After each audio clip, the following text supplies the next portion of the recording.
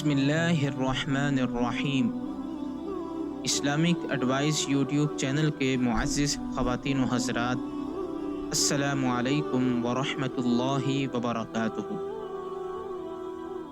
سامعین محترم، سبھی جانتے ہیں کہ اللہ تعالیٰ نے 5 نمازوں کی فرضیت کا حکم نبی کریم صلی اللہ علیہ وسلم کو معراج کے موقع پر دیا۔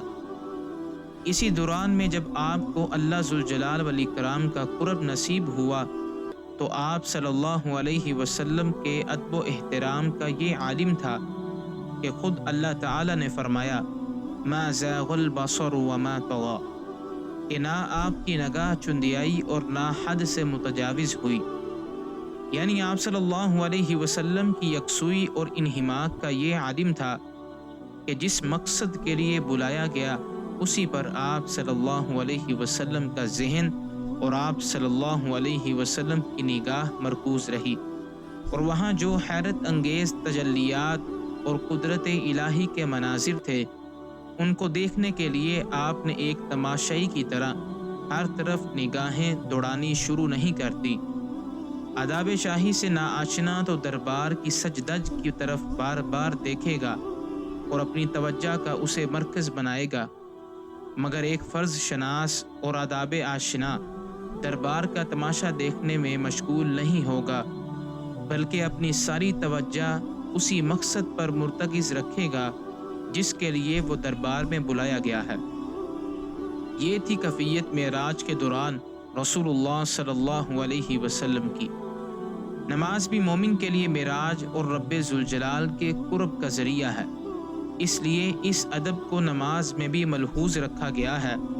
اوپر آسمان کی طرف یا دائیں بائیں دیکھنے بلکہ گوشہ چشم سے التفات کرنے سے بھی منع فرمایا، تاکہ نمازی کی تمام تر توجہ نماز میں اللہ ذوالجلال والاکرام کی طرف رہے اور اللہ تعالیٰ سے مناجات کی لذت پا سکے، اور ان تعبد اللہ کأنک تراہ، کہ یوں اللہ کی عبادت کرو جیسے تم اسے دیکھ رہے ہو۔ یہی وجہ ہے کہ ہر وہ چیز جو نماز سے توجہ زائل کر دینے کا سبب بنتی ہے آپ نے اسے ختم کرنے کا حکم فرمایا۔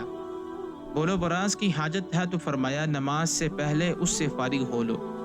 بھوک ستا رہی ہے تو حکم دیا پہلے کھانا کھا لو۔ نمازی کے سامنے کوئی چیز توجہ بدلنے کا باعث ہے تو اسے ہٹا دینے کا حکم فرمایا۔ نیند یا اونگ کا غلبہ ہے تو فرمایا پہلے تھوڑا سا آرام کر لو، صرف اس لیے کہ نماز اطمینان و سکون اور پوری توجہ سے ادا کی جا سکے اور نمازی اپنے رب کا قرب حاصل کر سکے۔ غور کیجئے کہ نماز جو بے حیائی اور منکرات سے بچاؤ کا ذریعہ ہے، اس میں نگاہ کو محفوظ رکھنے اور ادھر ادھر جھانکنے سے کس قدر روکا گیا ہے۔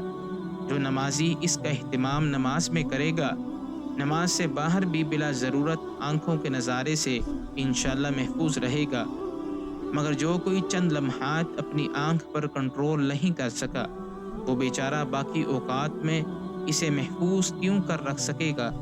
اللہ تعالیٰ نے اپنے بندے کی اصلاح اور تربیت کے لیے نماز میں بہت کچھ رکھا ہے، ہم ہی اس کا پاس و احساس نہ کریں تو قصور ہمارا ہے، نماز کا نہیں۔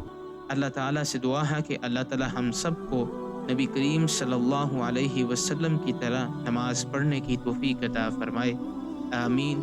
والسلام علیکم ورحمۃ اللہ وبرکاتہ۔